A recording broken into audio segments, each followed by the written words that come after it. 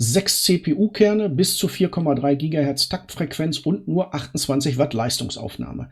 Ich stelle euch heute hier einen preiswerten 6-Kern-Mini-PC mit AMD Ryzen 5 Prozessor, integrierter AMD Radeon RX Grafik, 512 GB SSD und 16 GB RAM vor. Das kleine Kraftpaket, was ich hier in der Hand halte, ist der Kron K1 Mini von Ace Magic und der ist aktuell für unter 300 € zu haben. Da ich nicht im Mittelpunkt stehe, sondern der Kron K1 Mini hier, konzentrieren wir uns das auch auf das Produkt und wir sehen uns dann zum Fazit am Ende des Videos hier wieder. Viel Spaß und los geht's! Dann legen wir auch sofort los und fangen mit dem Lieferumfang an. Ja, zum Lieferumfang, und das ist das, was wir in dem Verpackungskarton vorfinden, gehört natürlich der Kron Mini K1 als Mini-PC an sich. Dann gehört dazu ein Netzanschlussadapter, natürlich die Montagehalterung mit den entsprechenden Schrauben. Das heißt also, dass man den Computer hinten am Monitor zum Beispiel an einer VESA-Halterung entsprechend befestigen kann. Mitgeliefert wird weiterhin ein HDMI-Kabel, die Bedienungsanleitung als Papierkram und ja, vorinstalliert ist das Windows 11 Professional. Wenn wir dann auf die Spezifikationen schauen, da wird es interessant und da sehen wir hier als CPU ist eine AMD Ryzen 5 7430U verbaut. Die CPU hat 6 Kerne und 12 Threads und läuft normalerweise mit 2,3 GHz, kann aber im Boost-Modus oder im Turbo-Modus bis zu 4,3 GHz getaktet werden. Weiterhin hat die CPU ein 16 MB Level 3 Cache. Integriert ist hier die GPU, nämlich die Grafikeinheit, und das ist dann in dem Moment hier eine AMD Radeon RX Vega 7. Die hat 7 Kerne, ist wie gesagt integriert in die CPU und kann bis zu 1800 MHz getaktet werden. Beim mitgelieferten RAM haben wir hier aktuell oder in meiner Version gibt es hier 16 GB DDR4 RAM, der mit 2666 MHz spezifiziert ist. Maximal aufrüstbar wäre der PC auf 32 GB DDR4 RAM, maximale Taktrate hier 3200 MHz. Vorhanden sind 2 Steckplätze dafür, nämlich die 2 sogenannten SODIMM-Steckplätze für die RAMs.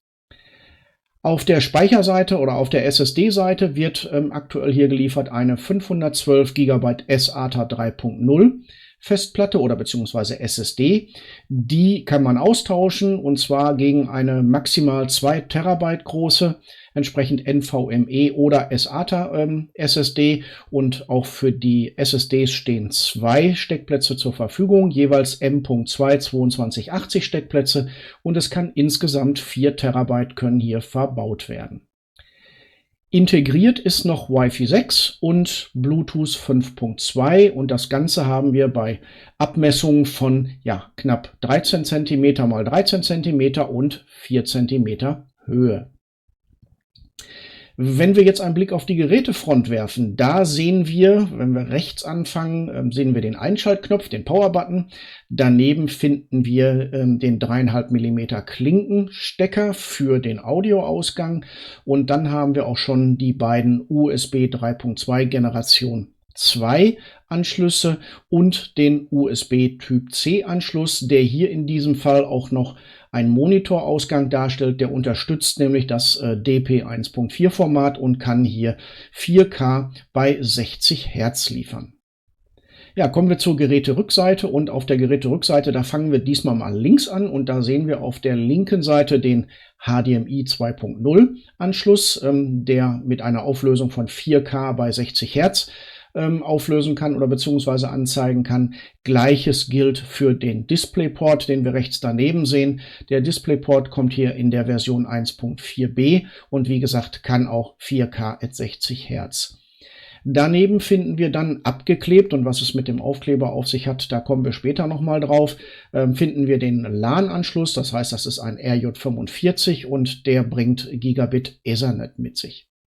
So, und dann haben wir noch die 4 USB-Boards, die hier in der Version 3.2 der zweiten Generation 4-mal vorhanden sind. Und natürlich nicht zu vergessen, unten links sehen wir den DC Power Supply Anschluss. Ja, kommen wir zum ganzen Thema Erweiterung des Kron Mini K1 und der kann, wie schon gerade angedeutet, natürlich erweitert werden und zwar um einen weiteren DDR4 RAM-Riegel auf bis zu 32 GB. Verbaut ist, wie man hier sehen kann, im Auslieferungszustand ein 16 GB DDR4-Riegel mit 2666 MHz, wobei die maximale Taktfrequenz für den Speicher mit 3200 MHz angegeben ist. Weiterhin kann eine weitere M2 NVMe oder SATA SSD eingebaut werden und das Gesamtsystem kann hier bis auf 4 Terabyte entsprechend erweitert werden.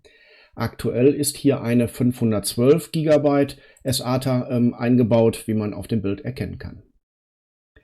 Ja, will man allerdings diese Erweiterungsmöglichkeiten auch nutzen, da macht es einem der Kron K1 Mini allerdings nicht wirklich leicht. Um das Gehäuse zu öffnen und am RAM oder beziehungsweise um an den RAM und die SSD zu kommen, müssen die 4 Gehäuseschrauben gelöst werden. Die verbergen sich aber dummerweise unter diesen geklebten Standfüßen und dafür müssen diese Standfüße eben erst entfernt werden. So, und wie gesagt, die sind verklebt und wenn man das dreimal macht, dann ist mit Kleben nichts mehr, dann rutscht einem das Gehäuse auf dem Tisch rum. Dann kann man das Gehäuse öffnen. Allerdings ist auch hier definitiv Vorsicht geboten. Der Gehäusedeckel, den man da abnimmt, der ist mit dünnen Leitungen mit dem Mainboard verbunden. Ich gehe mal davon aus, dass es sich hier um irgendwelche Masseverbindungen handelt, wenn das Gehäuse wieder zusammengesetzt ist, die dann auf den Audioausgang oder auch auf die USB-Ports gehen, damit die entsprechend da so eine Ground-Verbindung irgendwie haben. Ja, dummerweise, wenn man die aber nicht sieht und geht dann hier etwas zu forsch ans Werk, dann reißt man im schlimmsten Fall so eine Ground-Leitung ab und dann funktioniert unter Umständen so ein USB-Port oder auch der Audioanschluss nicht mehr richtig. Ja, so, und dazu ist mir dann immer auch noch dieser Einschaltknopf aus dem Gehäuse gefallen. Der ist da anscheinend so nur eingesteckt und das ist auch nicht so wirklich toll. So, und wie gesagt, diese beiden Punkte, also die beiden Masseleitungen und auch der Einschaltknopf, die haben wir dann auch bei der Wiedermontage das ein oder andere Problem bereitet, weil der Knopf mir dann mehrfach aus dem Gehäuse wieder rausgefallen ist, weil er sich dort nicht fixieren lässt. Und wenn man das Gehäuse dann dreht, weil man will ja auch nicht die beiden Masseleitungen da irgendwo bei den USB-Anschlüssen oder bei anderen Anschlüssen entsprechend einklemmen und damit beschädigen, sondern da muss man dann ein bisschen gucken, dann dreht man das Gehäuse zweimal, dann fällt dieser blöde Knopf da wieder raus. Also das Ganze ist nicht wirklich optimal. So, und das ist von mir ein echter Kritikpunkt, wie man eine für den Nutzer wirklich ja vorgesehene Erweiterungsmöglichkeit des PC so gestalten kann. Also eigentlich sollten solche Sachen ohne Bastelkenntnisse möglich sein. Und dass es wesentlich besser geht, beweist der Nipo GE2, den ich schon mal getestet habe. Verlinke ich euch gerne hier im Video beziehungsweise unten in der Videobeschreibung. Der hat nämlich einen Schieberiegel, mit dem man das Gehäuse auch für den handwerklich unbegabten Nutzer ganz simpel öffnen kann und damit entsprechend an die Steckplätze für RAM und SSD ganz einfach auch herankommt. So, kommen wir zur Windows 11 Pro Installation. Das Ganze war kein Hexenwerk und benötigte circa 7 Minuten.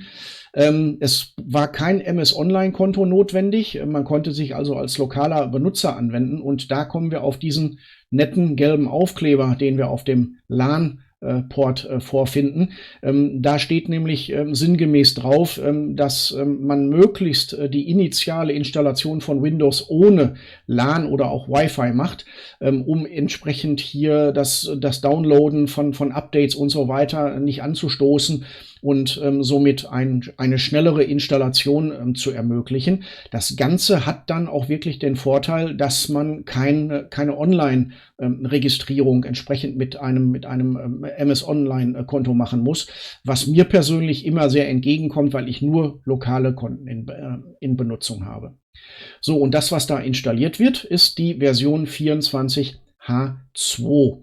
Und wenn man dann hinterher das LAN entsprechend anschaltet oder Wi-Fi, dann werden entsprechend Updates runtergeladen. Und ja, das dauert dann tatsächlich schon mal so 20 bis 25 Minuten. So, dann habe ich natürlich noch den Alltagsgebrauch getestet. Und was mache ich da üblicherweise? Ja, also ich gucke mir natürlich an, kann man mit dem Rechner im Internet surfen? Also das wäre natürlich traurig, wenn man das nicht könnte. Aber dafür nutze ich dann natürlich Google Chrome oder ich nutze auch Firefox. Ich gucke natürlich, ob man auf YouTube auch vernünftig Filme streamen kann oder beziehungsweise Videos streamen kann, auch in der möglichst hohen Auflösung. Ich schaue mir natürlich das ganze Thema Office-Anwendungen an, über Word, Excel und so weiter und so fort. Das muss jetzt nicht unbedingt Microsoft sein, das kann auch LibreOffice sein. Das kommt immer darauf an. Und ich gucke natürlich auch, ob so leichte Multimedia-Anwendungen, heißt also für meine Content Creation, dass ich zum Beispiel sage, ich nehme hier mit OBS Studio irgendetwas auf, mache Screen Capturing oder aber auch mit einer zusätzlichen Webcam, das was aufgenommen wird und versuche dann auch hier, weiß ich nicht, mit Filme zu schneiden und zu rendern und solche Geschichten alles. Also wirklich Alltagsgebrauch für einen ganz normalen PC. Ja, kommen wir zum Fazit. Und was halte ich nun vom Ace Magic Kron Mini K1? Also ich muss sagen, er ist klein, natürlich Mini-PC. Ne? Er ist leise, also zumindest habe ich den Lüfter im Normalfall gar nicht bis, wenn ich ihn gehört habe, dann zumindest nicht als störend wahrgenommen. Und für normale Anwendungsbereiche im Arbeitsalltag, heißt also für Schule, Studium oder Beruf, ist das Gerät super gut einsetzbar. Die Konnektivität mit Wi-Fi 6 ist zeitgemäß und gut. Also wir haben uns hier im 5 GHz Access Point einwählen können. Das war alles völlig unproblematisch. Die Verbindungsgeschwindigkeiten waren super schnell. Also nichts, wo ich jetzt gesagt hätte, da alarmt irgendwas. Und wie gesagt, der Preis von unter 300 Euro erscheint angemessen bis doch recht günstig eigentlich. Ja, ich meine, gehobene Ansprüche wie zum Beispiel an bestimmte Spiele kann der Kron Mini K1 sicherlich nicht erfüllen. Aber er bietet eine solide Alltagsleistung für den Betrieb bis zu 3 Monitoren. Auch die Konnektivität mit 6x USB 3.2 und einem USB-C-Anschluss muss sich nicht verstecken und reicht für Tastatur, Maus, Headset, der Verwendung von USB-Sticks und weiteren Geräten locker aus.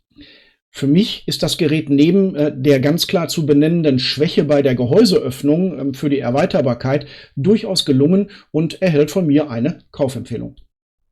Ja, ich hoffe, ich konnte euch den Ace Magic Kron Mini K1 etwas näher bringen und euch bei einer eventuell anstehenden Kaufentscheidung behilflich sein.